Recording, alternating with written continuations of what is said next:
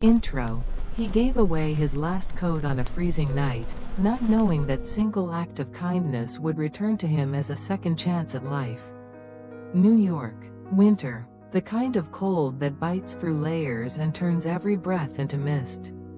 On the corner of 56th and Madison, under a flickering street lamp, a man waited. His name was Henry Miles, 46 years old. A widower, a father, and now, homeless. His boots were soaked, his jacket fraying, and in his hands he clutched a worn folder filled with 5 resumes. Each one marked by rejection. That night, the city felt indifferent to him. The snow fell steady, muffling the usual roar of traffic. As if the world had forgotten he existed. And maybe it had. But fate often chooses the unlikeliest places to begin again. Because at that same bus stop, a woman appeared. Her name was Clara Langston, 32 years old. Polished, powerful, the CEO of a rising tech empire. Yet beneath her sharp heels and expensive skirt, she was trembling, unprotected from the bitter cold. To Henry, she looked like another stranger passing through. To her, he looked like a shadow against the snow. Neither knew their lives were about to collide in a way neither could predict. And then, it happened. Henry, with almost nothing left to give, chose to give anyway. He took off his only jacket and draped it across Clara's shoulders. It was more than fabric. It was warmth, dignity, sacrifice, and that moment would ripple into both their lives far beyond the frozen night. This is Hidden Angle Podcast, where untold stories of love, loss, and second chances come to life. If this opening has already touched you, hit that subscribe button, because what you're about to hear is not just a story. It's a reminder that sometimes the smallest act can rewrite everything. Part 1. The man WHO had lost everything. Henry Miles hadn't always been a man the city overlooked. Once, his name carried weight on blueprints and steel beams. He was a structural engineer, the kind of man who built schools where children laughed. Hospitals where families found hope. Homes where strangers became neighbors. His work was tangible, standing tall against the skyline. Proof that he mattered. He also had a family. Lily, his wife, a kindergarten teacher with a laugh that filled every room, even the hard ones, and Noah, their son, with a crooked grin that mirrored hers. They didn't live in luxury, but their modest house carried warmth richer than any penthouse. Life was not perfect, but it was theirs. Then came the diagnosis. Cancer. Stage 4. 9 months. That was all the doctors gave Lily. Henry left his job to become her caregiver. He learned to measure time not by deadlines but by pill bottles, doctor's visits, and the fragile sound of her breathing at night. He held her hand through every fading day, whispering hope even when his own hope was gone. And then, one winter morning, she slipped away, leaving silence heavier than any weight he had ever carried. After Lily, the world unraveled. Medical bills stacked like bricks. Savings drained into nothing. He sold the house, moved with Noah into smaller spaces until the walls themselves seemed to close in. Eventually, there was nothing left but the old Chevy truck. Henry turned its back seat into a spaceship, the glove compartment into a treasure chest, canned soup into adventures. He worked whatever jobs he could, hauling furniture, sweeping construction sites, fixing gutters, anything to keep Noah fed, anything to keep the promise that they were still together. But last fall, the system stepped in. A social worker decided the truck was no place for a child. With tears burning his eyes, Henry signed the papers, hugged Noah tight, and promised, "Just for now, I'll come back for you." Since then, every rejection letter, every cold night felt heavier because it wasn't just his life at stake. It was the hope of one day keeping that promise. Part 2. The woman WHO forgot how to cry. Clara Langston was 32 years old, the face of success in every magazine that dared to call her the future of tech. Her company, Infinity Group, Had gone from a single app idea on a borrowed laptop to a billion-dollar empire. Investors admired her discipline. Employees feared her sharpness. The world looked at her and saw power wrapped in elegance. But power came at a cost. Behind the glass walls of her penthouse, silence echoed louder than applause. Clara had grown up knowing silence all too well. She was a foster child, shuffled from house to house. Sometimes met with kindness, often with neglect. The system never gave her permanence. Only lessons. Trust no one. Depend on yourself. Survive by staying hard. By the time she was 18, she had mastered ambition the way others mastered breathing. She built her empire brick by brick, deal by deal, working harder than anyone else because she was terrified of slipping back into the shadows she had crawled out from. She wore success like armor.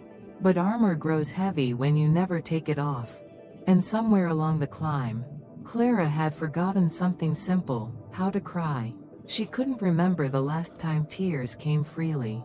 Pain was packed neatly into folders, filed away behind deadlines. Loneliness was muted with schedules and late-night flights. She lived surrounded by luxury, yet not a single photo frame decorated her walls. No family dinners, no Sunday calls, no one waiting when she turned the key at night. The world envied her victories. But victories feel hollow when no one shares them. She told herself she didn't need warmth, didn't need love, didn't need anyone. But deep down, the girl who once shivered on the steps of a church, praying for someone to notice, still lived inside her. She had built an empire strong enough to intimidate a room, yet fragile enough to crumble if that silence ever cracked. That night at the bus stop, she wasn't the CEO of Infinity. She wasn't the woman headlines praised. She was just Clara, cold, trembling, and alone. A woman who had everything money could buy, but nothing her heart could lean on. A woman who had forgotten how to cry. Part 3: A jacket shared in the cold. The bus was late. Snow fell heavier now, settling on the pavement, clinging to the hems of Henry's worn jeans. He stood with his arms folded, trying to trap what little warmth he had left. The cold bit like teeth, gnawing through the thin fabric of his jacket. He shifted his weight, pretending not to notice the woman beside him shivering uncontrollably.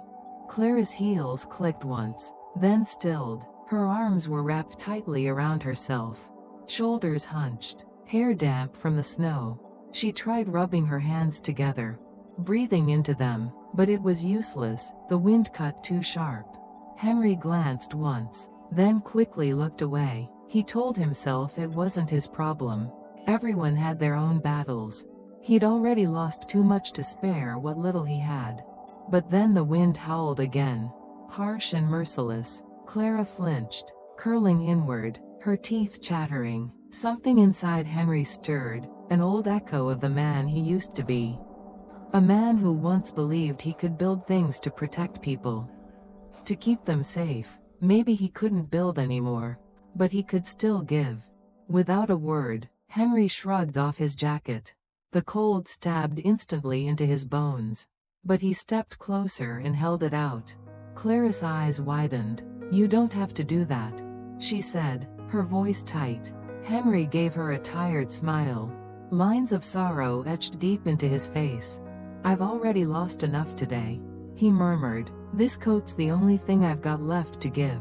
She hesitated, shaking her head. "But you need it more than I do." Still, Henry didn't argue. He gently draped the jacket over her shoulders. "Not tonight," he said quietly. Clara pulled it tighter without meaning to. It smelled faintly of soap. Maybe coffee. It was worn, threadbare, but the warmth startled her. It felt human. Uncalculated, undeserved. She whispered, "Thank you." Henry just nodded, folding his bare arms against the wind. The snow fell between them. Silent witnesses to a gesture so small it might have gone unnoticed, yet powerful enough to change everything that would come after. Part 4: A drawing in the pocket. Clara stepped into her penthouse. The city skyline glittering like cold diamonds beyond the glass walls.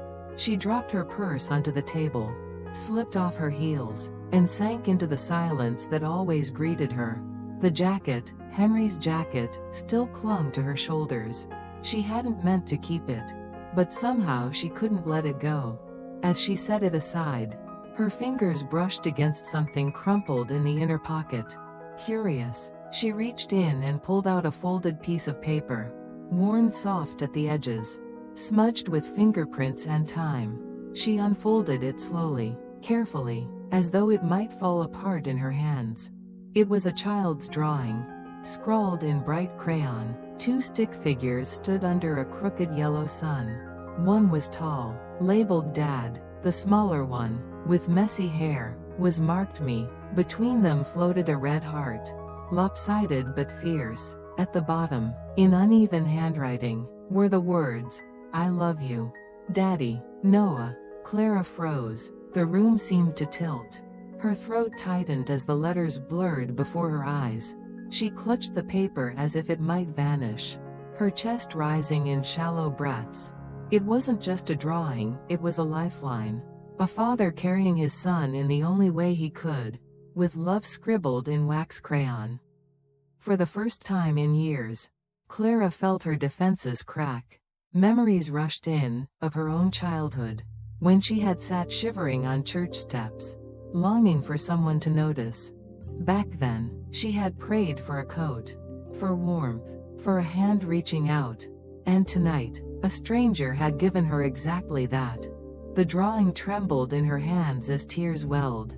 Hot and unexpected, she pressed the jacket to her chest, inhaling its faint scent of soap and coffee. And something inside her broke open. This wasn't about fabric, or pity, or chance. This was about a man who had nothing left, yet still carried his son's love in his pocket, and chose to give away warmth anyway. And for the first time in a very long time, Clara Langston cried. Part 5. The search begins. Clara couldn't sleep that night. The drawing lay unfolded on her nightstand, its crooked heart glowing faintly in the dim light. Every time she closed her eyes, she saw Henry's face, the quiet resignation in his eyes, the way his hands trembled as he gave away the only protection he had. The city outside glittered with wealth, but she could only think of the man who walked back into the snow with nothing. By morning, her decision was clear. She couldn't let him vanish back into the cracks of the city like so many others. For years, she had been trained to chase numbers, profits, partnerships. Now, for the first time in a long time, she was chasing something else, human kindness. She summoned Rachel, her most trusted assistant. "I need to find someone," Clara said, her voice firm but quieter than usual. Rachel raised a brow. Clara rarely involved herself in anything outside business. "What's his name?" she asked. Clara hesitated. "Henry, that's all I know." It was almost impossible. No last name, no address, no phone number. But Clara had built an empire on chasing the impossible. Her team combed through traffic cameras around 56th and Madison, pulling grainy images of a man in a threadbare jacket. They traced bus routes, compared entry logs, cross-checked faces. Bit by bit, the life of Henry Miles began to re-emerge, not in glossy reports, but in fragments: an expired license, old construction permits, scattered forum posts where he had asked strangers about job openings. Days passed, each discovery carving deeper into Clara's heart. This wasn't just a man without a home. This was a man who had once built homes for others. A man who had carried his son's love in his pocket when the world gave him nothing else. Finally, Rachel returned with a thin folder. "We found him," she said softly. Clara opened it, her eyes scanning the faded photograph of Henry Miles. Younger but unmistakable. No scandal, no crime, just absence. He had slipped through society's cracks, and no one had looked twice. Until now. Clara closed the folder slowly. Her decision was no longer curiosity. It was necessity. She would find him, not for gratitude, not for pity, but because something in her soul whispered that this man still mattered. Part 6: A world apart. Face to face. The warehouse lot smelled of rust and damp concrete. Snow piled against the old brick walls, muffling the noise of the city beyond. Clara stepped carefully across the gravel, her black coat brushing against her knees, her breath visible in the frigid air. Ahead, half buried in snow, sat the rusted Chevy truck. Its windows were fogged, its tires stiff with ice. The door creaked open. Henry emerged slowly, blinking against the daylight. He looked smaller than she remembered, wrapped in layers that did little to fight the cold. His eyes widened at first in confusion, then narrowed with suspicion. When recognition struck, his shoulders stiffened. "Clara?" His voice was rough, sleep-heavy, tinged with disbelief. She offered a small, uncertain smile. "Hi, Henry." He glanced at himself, wrinkled clothes, snow-dusted boots, the old truck looming behind him like a confession he couldn't hide. Shame flickered across his face. "What are you doing here?" "I came to find you," she answered simply. "Why?" His tone carried more exhaustion than anger, like he was bracing for disappointment. Clara hesitated, searching for the right words. "Because I couldn't stop thinking about what you did. About the kind of man who gives his last coat to a stranger." Henry gave a bitter laugh, shaking his head. "You didn't have to track me down for that. A thank you card would have done the job." "It's not about thanks," she said, her voice steady now. "It's about not letting something good disappear without being seen." The wind cut between them, sharp and silent. Two people, one who had built towers of glass and steel, the other who had lost everything but his dignity, stood facing each other. Worlds apart, yet bound by a single moment of kindness.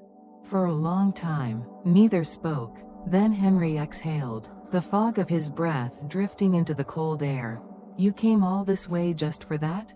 Clara nodded. "Yes, and maybe for something more." Part 7: An unlikely offer. Henry never imagined he would step inside a place like Infinity Group. The lobby was marble and glass, buzzing with people in sharp suits moving with purpose. He lingered near the entrance, shifting uncomfortably in his worn flannel and boots. Everything about him screamed that he didn't belong.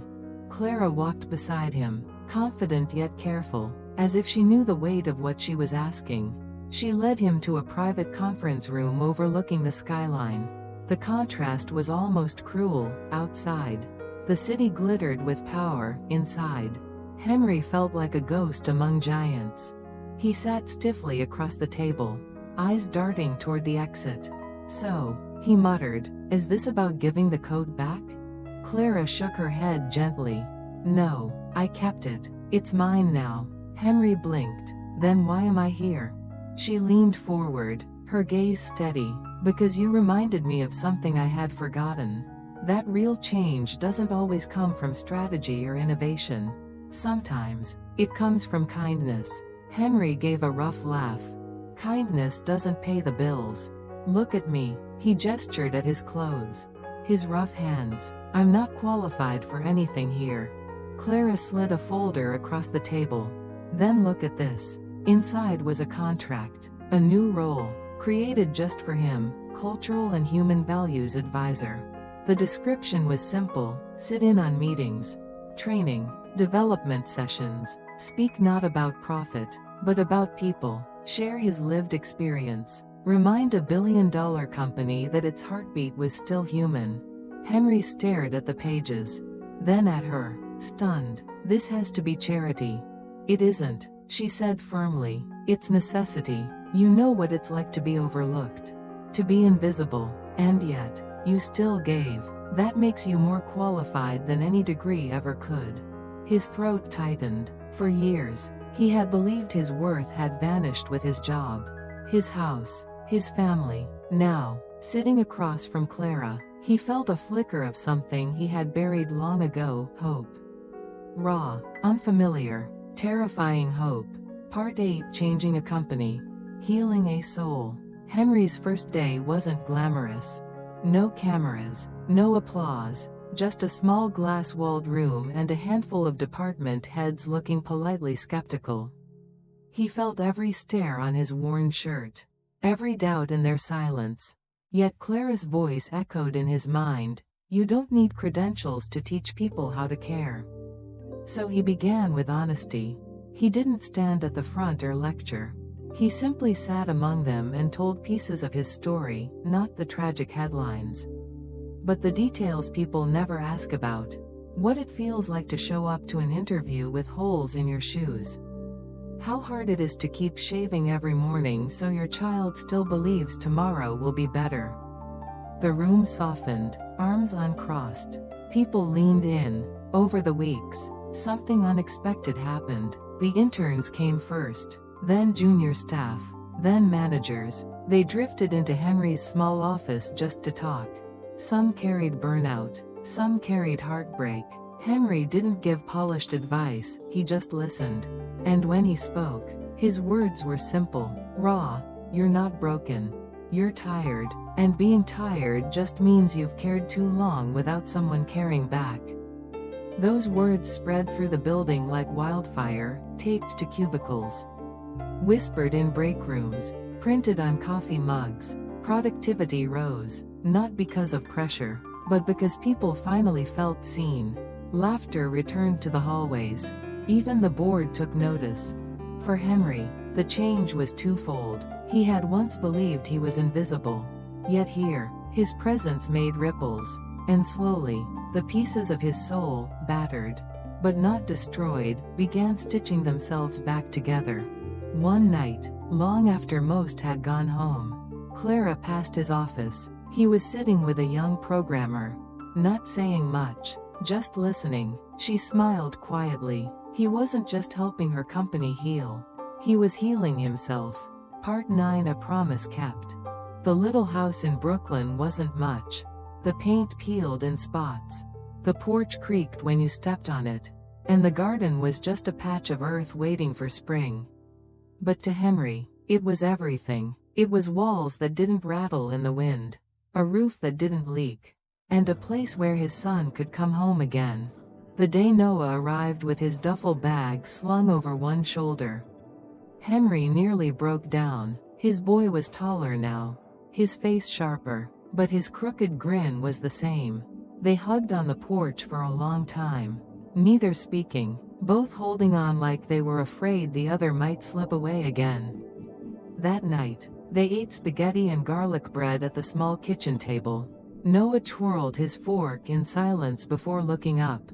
"You kept your promise, Dad." Henry's throat tightened. He remembered that last hug outside the social worker's office. The words whispered through tears, "Just for now. I'll come back for you." For months, he had feared those words would rot into lies. Now, here was his son, sitting in their home, proof that promises could survive even the hardest winters. Henry didn't reply. He couldn't. His eyes said everything: the guilt, the relief, the fierce pride. He reached across the table and squeezed Noah's hand. Outside, the city roared as always. But inside that little house, time stood still. A father and son, once torn apart, were whole again. For Henry, it wasn't just about regaining a home. It was about regaining his name as a father. He had fallen, stumbled, nearly broken, but he had not let go of the one vow that mattered most. The world had taken much from him, but that night, as he watched Noah laugh, Henry realized it hadn't taken everything. It hadn't taken his word. Part 10: Love Born of Kindness. It didn't happen suddenly. There was no lightning strike, no sweeping declaration. Love grew between Henry and Clara the way dawn overtakes the night, slowly, quietly, almost without notice until the world was bright again. At first, it was small gestures. Clara stopping by Henry's modest office with 2 cups of coffee. Henry waiting by the elevator so they could walk out together. Their conversations slipped from business to life, memories, regrets, little dreams they had once buried. She laughed more with him than she had in years. And when Henry saw her smile, It stirred something in him he thought had died with Lily.